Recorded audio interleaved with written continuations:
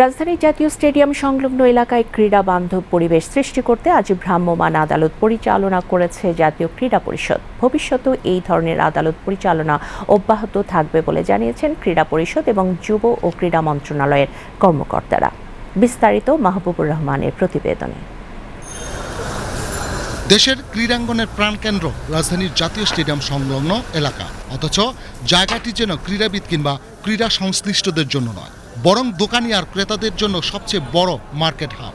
একদিকে ময়লা আবর্জনার বাঘার, অন্যদিকে ভবঘুরে, মাদকসেবী, হকার, এলোমেলো আর অবৈধ পার্কিংয়ের উৎপাত। পুরো স্টেডিয়াম জুড়েই সবসময় বিরাজ করে এক বিশৃঙ্খল অবস্থা।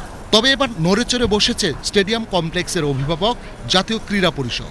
জাতীয় স্টেডিয়াম এলাকায় শৃঙ্খলা ফেরাতে জাতীয় ক্রীড়া পরিষদ পরিচালনা করেছে সচেতনতামূলক মোবাইল কোর্ট।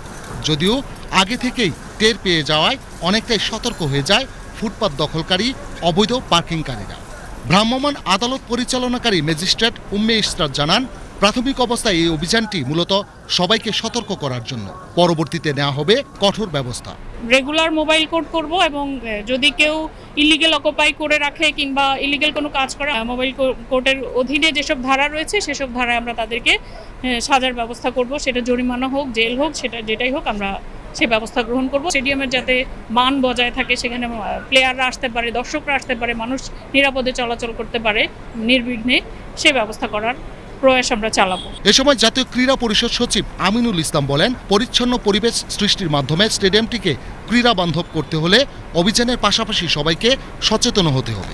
মোবাইল কোড আসবে, ওই সময়ে সবকিছু ঠিক হবে, মোবাইল কোড চলে যাবে, আবার আগের মতো অবস্থা তৈরি হবে, এটি আসলে কাম্য নয়। প্রত্যেকটা নাগরিক নিজে থেকে সচেতন হবে, নিজে থেকে খারাপ কাজ থেকে বিরত থাকবে, সেটিই বড় বিষয় এবং এটি আমরা প্রত্যাশা করি, এটিই প্রত্যেকে প্রত্যাশা করি। এবং এনএসসির কেউ যদি এগুলিতে সম্পৃক্ত থাকে এবং যদি প্রমাণ পাওয়া যায়, তার জন্য চাকরি বিধিমালা রয়েছে, বিভাগীয় বিষয়াশয়গুলি রয়েছে, সেই প্রেক্ষিতে এই ব্যবস্থা নেওয়া হবে।